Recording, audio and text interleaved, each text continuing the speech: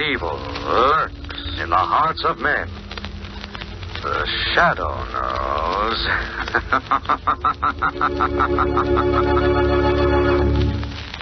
Once again, your neighborhood blue coal dealer brings you the thrilling adventures of the shadow, the hard and relentless fight of one man against the forces of evil.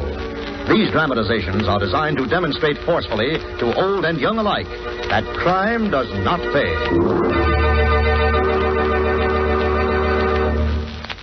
There is enough anthracite for all the lucky householders whose homes are heated with hard coal.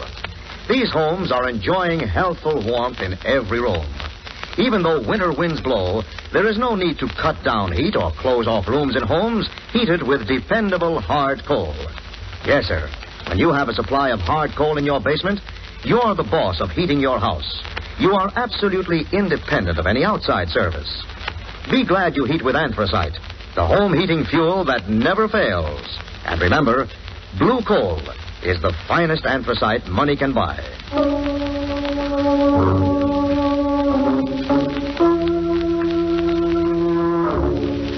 The shadow, who aids the forces of law and order, is in reality Lamont Cranston, wealthy young man about town. Years ago in the Orient, Cranston learned a strange and mysterious secret: the hypnotic power to cloud men's minds so they cannot see him. Cranston's friend and companion, the lovely Margot Lane, is the only person who knows to whom the voice of the invisible shadow belongs. Today's story, Night Without End.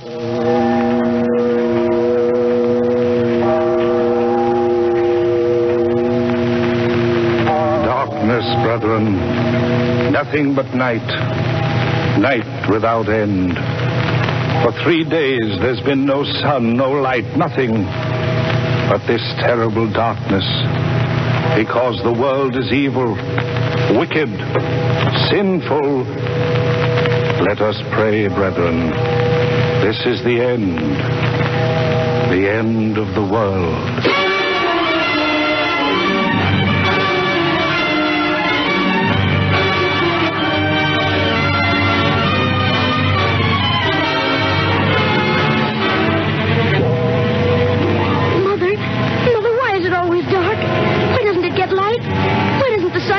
I don't know, Johnny. No one seems to know.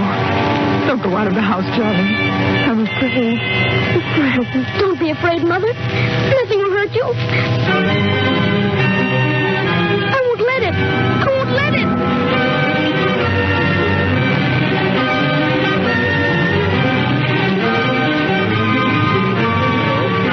Yes, this is the Weather Bureau.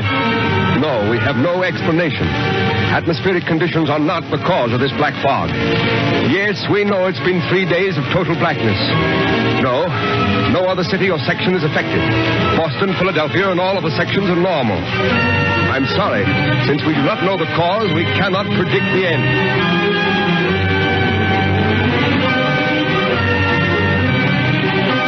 Calling all cars. Riot and panic at 5th and Main. Riot and panic at 5th and Main. Calling all cars.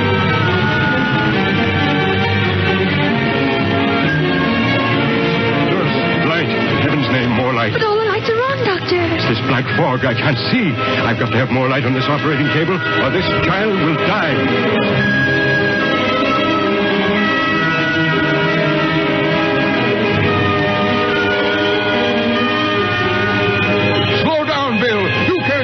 In this black fog. If we hit anything... It came along in the last 4 hours. Couldn't even find 3 of the fires. Slow down! Look out for that building!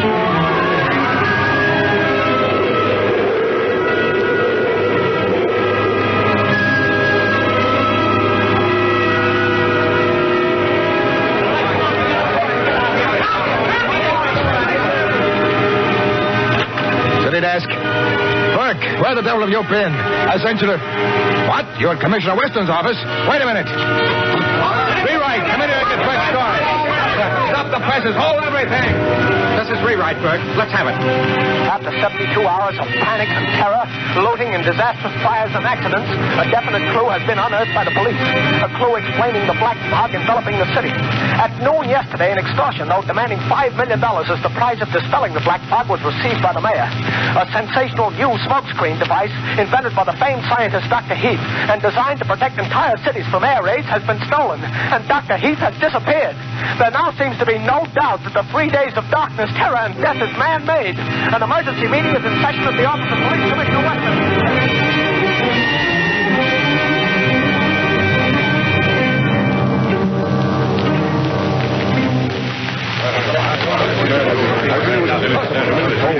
We've got to have more protection, Commissioner Weston. We've got to have it. Our warehouses are being systematically looted. Hundreds have been killed in fires and accidents. 50 dead in that subway crash alone. Gentlemen, the police are doing everything in their power to preserve order, to stop looting and rioting. Why doesn't the governor call out the National Guard? We've got to have martial law. That's what it is. Martial law.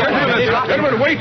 Listen to me. In the last 5 hours, we have learned this black fog is man-made. Then why don't you do something? Find them. Stop this horrible nightmare. Wait. We have definite proof that some man or group of men has stolen a smokescreen device invented by Dr. Heath. Where is this Dr. Heath? We don't know. But we do know these fiends want $5 million as the price of our ever seeing the light of day again. Well, then let's raise the money. Let's pay it. It's costing business millions every hour this darkness continues. How many more people have to die before we stop this? Well, why don't you find these men? We're doing everything in our power. Commissioner Weston. What is it, Sergeant? Commissioner, Dr. Heath is outside. Dr. Heath? Yes, sir. Sorry, gentlemen. You'll have to excuse me. Wait here, and I may have news for you in a few minutes. He's in your private office alone. Close the door, Sergeant. See that we're not disturbed. Yes, Commissioner. Commissioner Weston? Yes. You're Dr. Heath? Yes, I am. Where have you been, man? Where is this fog machine of yours? I wish I could tell you. You mean you won't? I mean I can't. I don't know. What? Perhaps you'd better let me explain what has happened and what is going to happen if the men who have my fog machines do not get their $5 million that they're asking. Who are these men? Where are they? I don't know. I've been their prisoner, gagged and blindfolded, since the day that they raided my laboratories. If that's true, how did you escape? I did not escape. They released me, sent me here with a message, a warning. Yes?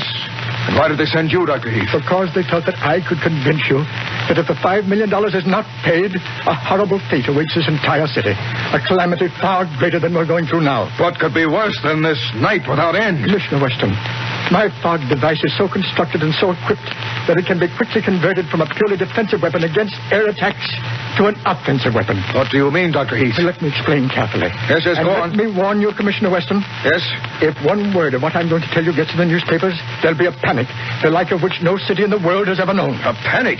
Even now we have a panic on our hands with this cursed black fog of yours. What could possibly be worse? Just this. Pumping into the black fog a deadly new gas. Gas? A deadly gas mixed in that fog? Yes, a deadly gas which, may heaven forgive me, I also perfected. And if the $5 million is not paid within the next 6 hours... 6 hours? Yes. If it's not paid, these men who have my fog machines and the gas will blanket this city with a creeping death that will not spare a living soul. Special radio bulletin.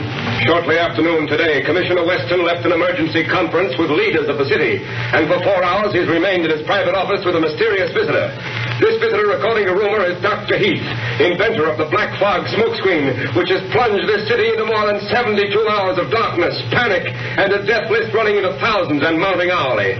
The entire city awaits the result of their momentous conference. Turn off the radio. We'll be on the air again the moment they're... Lamont, do you suppose Commissioner Weston has really found Dr. Heath? Most likely, Dr. Heath has been released by his abductors, Margot. Sent to Weston with an ultimatum. Then you really believe that fantastic note asking $5 million is authentic, Lamont? Yes, I do, Margot. And this is what I've been waiting for. What are you going to do, Lamont? I believe the time has come, Margot, when our friend Commissioner Weston will welcome the help of the Shadow.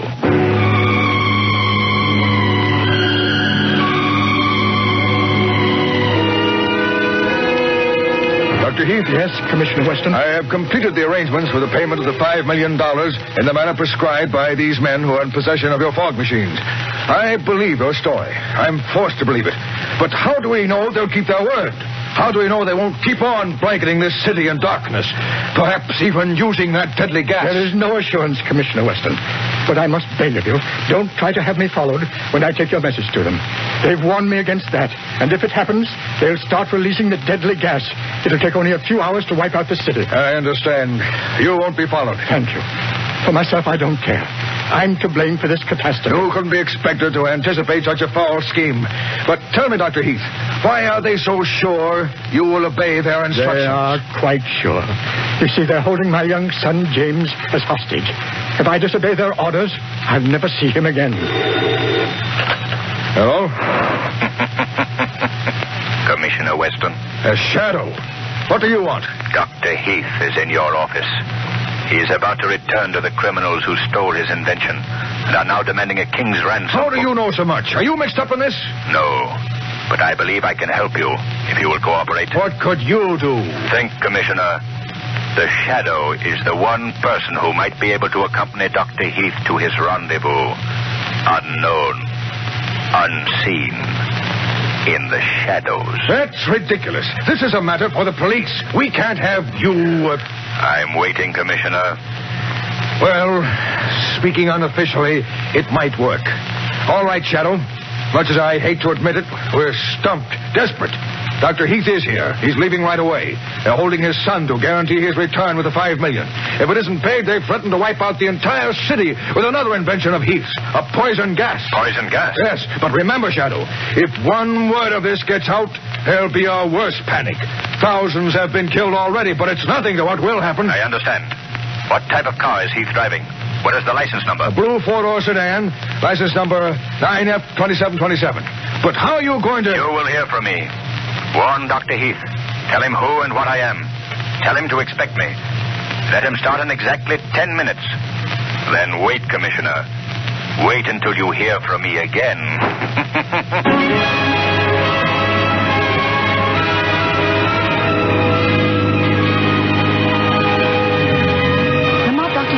Driving straight up First Avenue. Can you see to follow him, Margot? Yes, but I wouldn't dare go any faster. Now listen, Margot. I want you to drive in front of him. Force him to the curb just long enough for me to leave this car as Lamont Cranston and step into his car as the Shadow. Then what, Lamont? What am I to do? Just wait? Yes. Don't follow him no matter what happens. Drive to the Midtown section, and Margot, keep the car radio tuned in on the shortwave band the Shadow always uses. Well, all right, Lamont, but I wish I could go along. Now, remember, they also serve who only stand and wait, Margot. Now, Margot, cut in ahead of him, force him to the curb. Apologize as if it were an accident, then drive on. I hate to give an imitation of a rotten driver, but here goes. Oh, I beg your pardon, I didn't see you. I'm sorry. I wanted to turn. That's quite all right, miss. Who's that? Drive on, Dr. Heath. The Shadow. Yes, Doctor. I see Commissioner Weston warned you to expect me. Yes, but I told him it might prove fatal to millions of persons if this trick were discovered. You're afraid you'll be seen with me? Well, I can't see you. I hear your voice. It sounds close, and yet... I am here, in the back seat. Behind you, Doctor. Weston told me that you seem to fade into darkness. But it's amazing. Dr. Heath, where have you been instructed to turn over the $5 million? They told me to drive up First Avenue until I was stopped. I thought for a moment that car with the girl driving... I can just make out a big black sedan following us now. Well, that may be the car. If it is, do as they say. Act as if you were alone. Give no sign by word or action that I am with you. Where's the money? In this big suitcase beside me, but... Yes, Dr. Heath? Oh, I know you'll do all you can. I know that the lives of the millions of people in this city are far more important than any personal consideration. But if it's humanly possible, will you try to save my son, James? I don't care what happens to me. It doesn't matter. I'm to blame for all this, but he is innocent. He's only a boy with his whole life. I will do what I can, Doctor, but I make no promises. It may be your life, his life, and the life of the Shadow, against millions of helpless and defenseless lives in this darkened and panic-stricken city. Yes, I know. They're driving alongside Shadow. Do as you're told, Dr. Heath. Hold over there, Heath. All right, Heath. Bring that suitcase and get out of your car. All right. Heath, get in my car. Yes. I've taken you to the chief. And just to make sure the cops didn't plant somebody in the back of your car to tail us. What's that you have in your hand? What are you going to do? A hand grenade, Dr. Heath. Watch it rip your car to pieces. And anybody in it.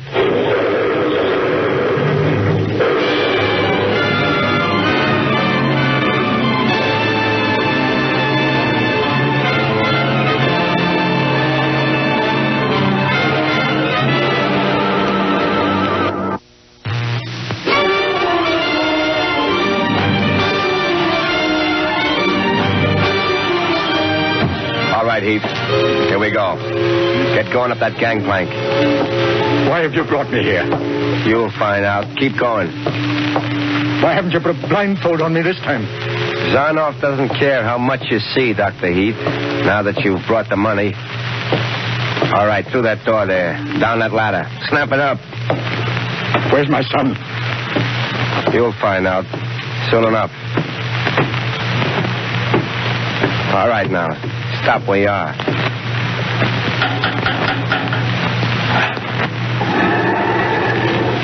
Here he is, Zarnoff.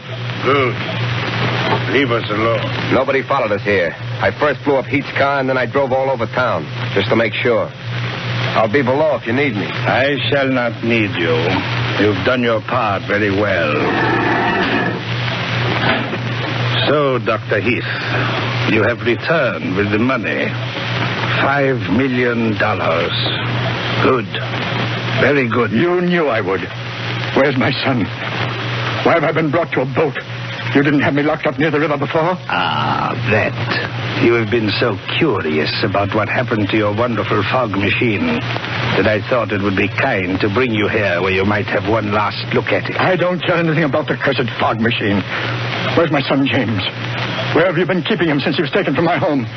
Why haven't you let me see him? If you've killed him... He is not dead. He is here also. Come, Doctor. Your son and your so valuable invention are together. Down here, in the hold of this old tramp steamer. If any harm has come to him... I promised he would be safe when you returned. Look, there he is. James! James! Dad, are you all right? Yes, my son. Have they treated you well? I'm all right. They haven't given me much to eat, but I don't care. I was afraid they'd done something awful to you. Zarnoff wouldn't tell me what had happened to you. I was afraid they'd killed you. Very touching, Dr. Heath. You and your son have served me well. But now you are of no further use to me. You mean you're going to release us? Yes, Dr. Heath. The greatest release one man can give to another in this world of life. The boon of merciful death. Wait, Zarnoff. Wait. My son has done nothing. He is young, but he would remember. No, Dr. Heath, you have both served your purpose, and now that I have the $5 million in my hands, I want to enjoy the fruits of my victory without the fear of a living person revealing the secret of my You'll never get away to squander that money. They'll get you. Do you think I am so much a fool not to anticipate that, Doctor? When I leave this boat and this city, I shall wear one of your protective gas masks, and I shall walk without fear through a city of the dead. You're going to release the gas, even though the money's been paid? How else can I be sure of escape? Well, you must be mad. Insane. No. Merely strong, because I do not let pity make a weakling and a coward of me. And this is only the beginning. When I am finished here, Doctor, I shall move on. With your black fog and gas, I can exact tribute from other cities. All cities. The world shall be at my mercy. But you and your son must be the first to die. You're a fiend, Zarnoff. A fiend. I shall go into that steel cabinet there which houses your wonderful machines. Now don't move. Don't waste your last moments in futile efforts. Make your peace. Dad! Steady, son, steady. Don't give up hope. I'm not afraid. It is too bad, but... Look behind you, Zarnoff. What? Who? Look, Zarnoff. In the shadows. What do you see? Nothing. No one. But that voice. I am more than a voice, Zarnoff. I am here, close to you, watching you. No, don't Shoot, Zarnoff. Don't waste your bullets. Listen to me. What is this trick? Listen, Zarnoff. In your career of crime, surely you have heard of the Shadow. The Shadow? You? Here on this boat? Yes, Zarnoff. You have called upon the darkness and the shadows to further your monstrous schemes. But there was one shadow you overlooked. And I am here to put an end to your scheme. I know you, Shadow. I've heard all about you. You're flesh and blood. I can't see you. But if you come near me, touch me, I'll shoot and I won't miss. Shadow, I thought the hand grenade killed you. Don't let him get into that steel cabinet. The gas and fog machines are in there. Get your son out of here, Doctor. I'll deal with Zarnoff. Dad, the Shadow. How did he get here? James Dewey says there's no time to explain. You won't get away, any of you. Stop him, Shadow. Stop him. Don't let him get in that steel cabinet. Get back, Dr. Heath. Get off the ship. He's going to feed the poison gas into the fog machine. He'll kill thousands. Stop him. Yes, try to stop me, Shadow. Try. You failed, Shadow. Failed. Now see if you can get at me through the steel walls of this cabinet before the poison gas gets you. Shadow. Shadow, where are you? He's turning on the gas. Get off the ship. Hurry. What are you going to do? Flood the ship. Open the sea valve. But there's no time. The ship will be full of deadly gas in a few minutes. In a half hour, the whole city will be... Is there any other way into that steel cabinet? No. But he'll never get out. I've bolted the door on the outside. What about the power that runs those compressors? We can't stop them. They're run by diesel engines inside the cabinet. Gas is getting thicker. Wait. Dr. Heath, what are those tanks behind the cabinet? Compressed gas. The deadly gas. Would they explode if they were heated? Yes, it wouldn't take much. They'd tear this ship to pieces. How much fire? Just a little under one of them. But it would be dangerous. It might take a minute. It might take 5. We must risk it. It's our lives against thousands. Quick, find something that will burn. Anything. Dad, there's a bunch of oil-soaked rags back here. Bring them here, Jimmy. Hurry. Hurry. That's it. Put them under the bottom tank. Quick, Jimmy. Here's a match. Now run. Run, get off the ship. Pick up Zarnoff's gun, Jimmy. He dropped it as I struggled with him. Give it to your father. Here's the gun, Dad. Yeah. The ladder leads to the deck. Zarnoff's men try to shoot you. Shoot them. Shoot without hesitation, Dr. Heath.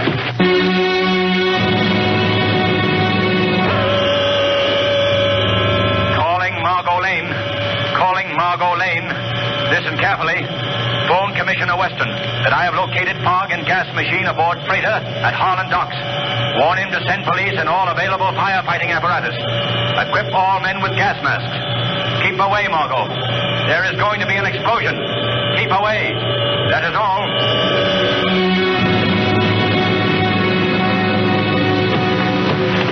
There's nobody on deck, Dad. The men who brought me here went below, Jimmy. They're all down in the hold of the ship. Hurry, Jimmy. Before it's too late. Those tanks will blow this ship out of the water. They'll kill everybody on it. Here's the carrying plank to the wharf, Dad. Yes, Shadow. Shadow, it takes only a few degrees rise in temperature to explode those compressed gas tanks. I'll set them off in an instant. If we reach the wharf, we may survive. Dad, I can't breathe. Jimmy, here. Come on. I'll try, Dad. Steady, Jimmy. Yes. Steady, we're almost on the wharf. Get as far away as you can. All right, Dr. Heath. Shadow, why don't those tanks explode? If the fire went out, Zarnoff would gas the whole city to death. It's steady. Jimmy, you go on. I'm going back to start another fire. Wait. The gas will kill you. Wait.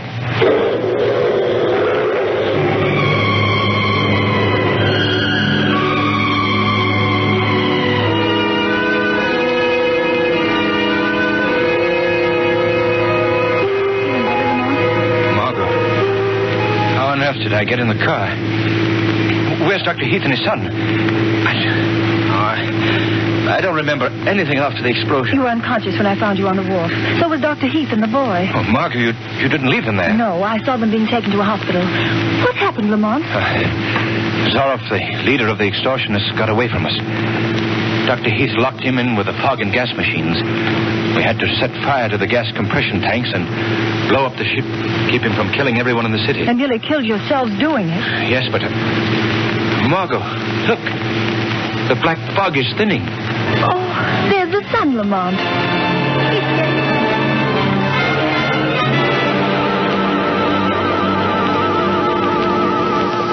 The weed of crime bears bitter fruit. Crime does not pay.